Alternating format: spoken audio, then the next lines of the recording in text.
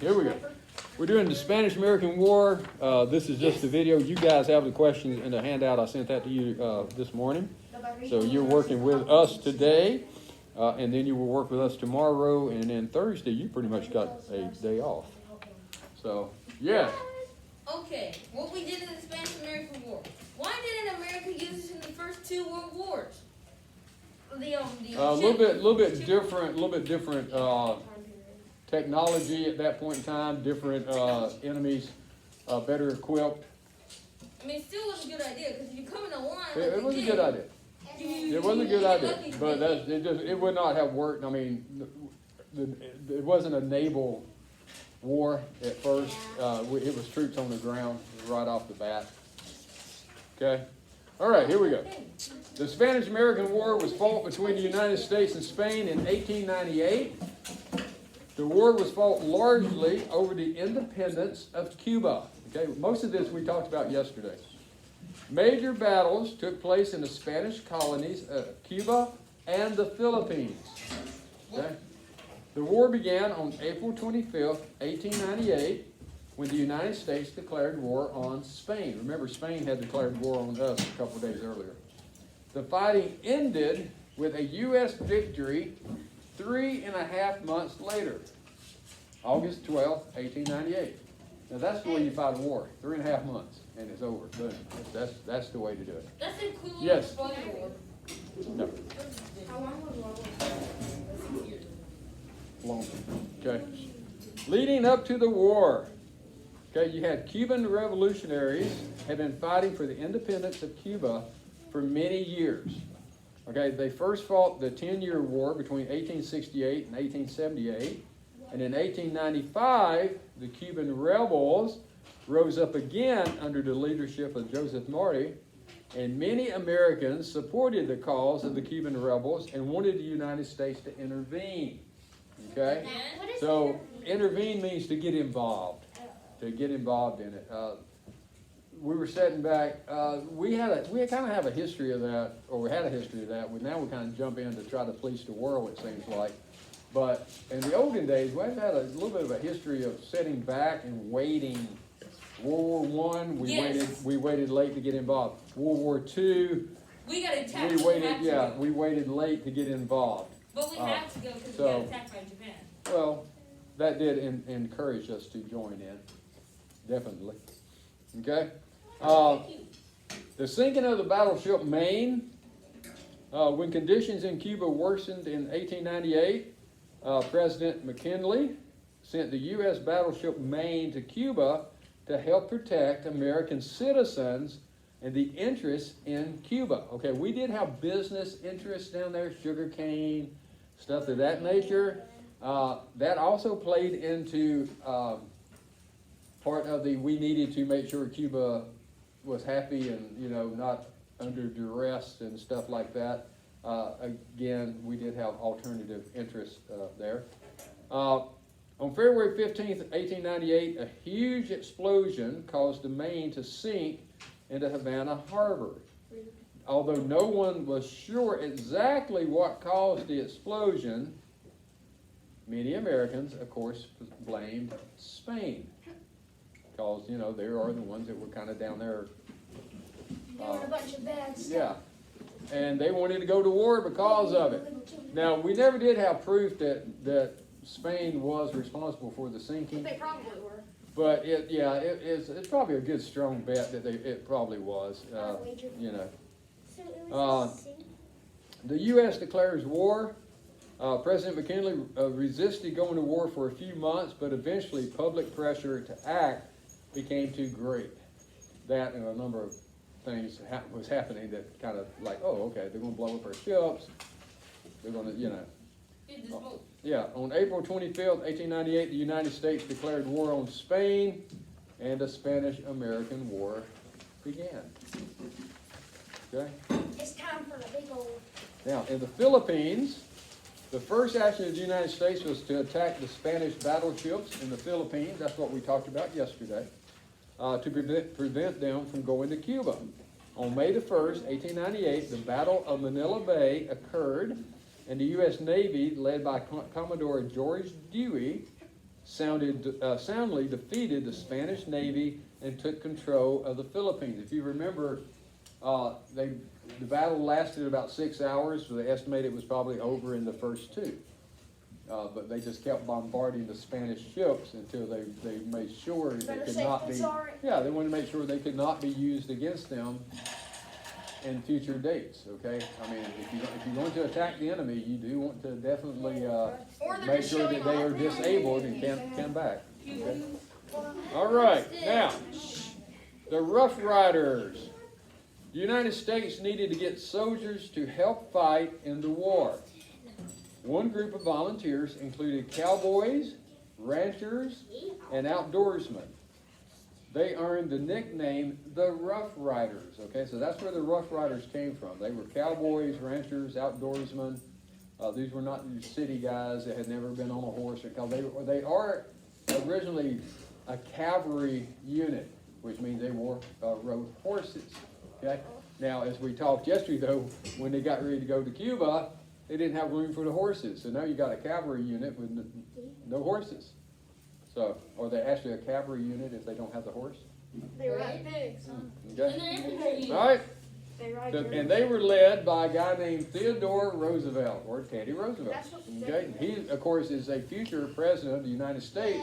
If you remember, he was the assistant secretary to the Navy during this time. Okay, and that's why the Navy was built up. He was responsible for getting the Navy built up, and with more modern equipment and technology, better trained than what the other armed forces was at this point in time. Okay. All right, and that's a picture. That's actually a picture of him sitting on his horse. He had that mustache, and he always had that shown with that hat. Okay. San Juan Hill. The U.S. Army arrived in Cuba and began to fight the Spanish. One of the more famous battles was the Battle of San Juan Hill. In this battle, a small Spanish force on San Juan Hill managed to hold off a much larger U.S. force from advancing. Many U.S. soldiers were gunned down trying to take the hill. Finally, a group of soldiers led by the Rough Riders charged up the nearby Kettle Hill and gained the advantage the U.S. needed to take San Juan Hill. So that is the charge up San Juan Hill. It makes it sound like they actually went up right up the middle of San Juan Hill. They actually went up Kettle Hill and kind of came over into San Juan, onto the San Juan Hill. Okay, but it was still a very brave move. I mean, they're under heavy fire, and they charged because I guess they're tired of just laying around being pinned down, so they decided they was gonna make something happen. Heavy fire back then And they was just did. a lot of rounds, but heavy fire nowadays is just like Gatling guns coming at you, like the modern day ones. Yeah, now like M16s and things like that, because they're used in the military, they can be fully automatic, which basically means all you got to do, you put a 30 clip in there, you pull the trigger one time and it will keep firing until you let go of the trigger. You don't have to pull it 30 times to shoot 30 bullets. You can just fully go. It's almost like a machine gun. Okay, it's fully automatic. Guns look so modern. At that point, Okay, you can't buy one of those. Well, you're not supposed to be able to buy one of those. you got semi-auto. All right, you got semi-auto, which means you got to pull the trigger every Like time. an AR-15 is like the. All right. Don't you have a trigger? Now, finger? after the Battle of San Juan Hill, the U.S. forces moves on to the city of Santiago. Okay, and this is where soldiers on the ground began to seize the city, while the U.S. Navy destroyed the Spanish warships off the coast in the Battle of Santiago. Okay, surrounding the Spanish army, they surrendered in July. On July the 17th, the Spanish surrenders. Okay, and as a result, when the Spanish forces defeated the two sides, they agreed to stop fighting on August the 12th, 1898.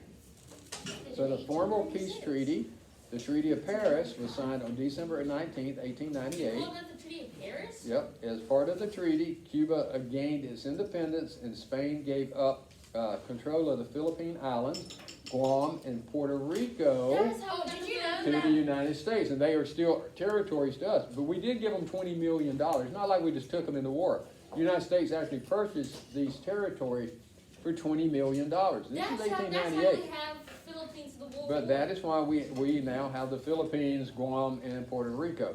We already had Midway Island. We bought Midway Island back in the mid-1800s, which turns out when World War II hits, Yeah, that was like a. turns out to be one of the best real estate purchases ever. They're Okay? petitioning to make Puerto Rico a state Yes, they are. and Washington D.C. Yes, they Yeah. are. No, Washington D.C. isn't Yes, like. they are. It's a zone. Hopefully not. It's- But it's they a are. district. I like Yeah, the like the 50s. Let's It's leave the it alone. district of. All right, now. Imagine what the flag would become. If it was Interesting Columbia, fact. they would say Washington State. I'm sorry. Do you hear me up here talking?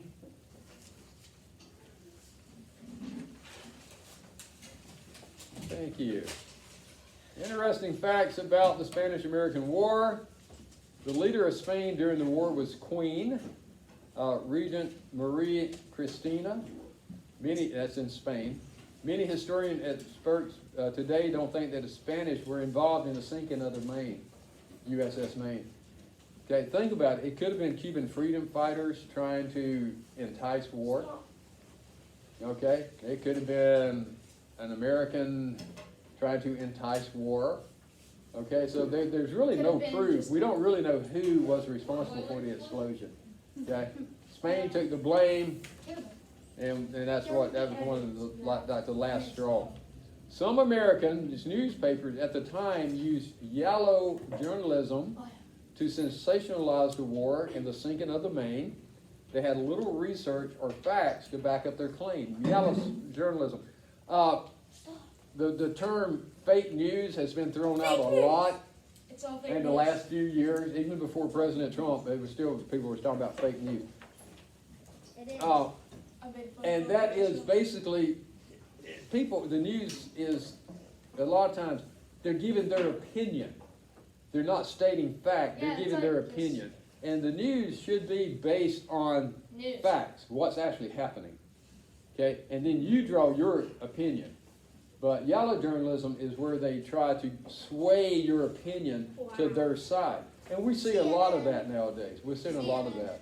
Both conservatives and liberal news agencies try to sway with their opinions instead of just reporting the facts and letting us make our own minds up. Okay? Although the Rough Riders were a cavalry unit, most of them didn't actually ride horses during the Battle of San Juan Hill because they couldn't take them with them. They had to fight on the foot because their horses couldn't be transported to Cuba. In 1903, the new government of Cuba agreed to lease the Guantanamo Bay naval base to the United States, and we still lease it, even though it's a communist country. We still have a naval base there. That's where we take the terrorists during the Afghanistan and Iraqi conflicts. Okay, today it is the Otis Oversea Naval Base. All right. Okay, so that's your 13-minute video. Hope you enjoyed a little bit of it. Bye.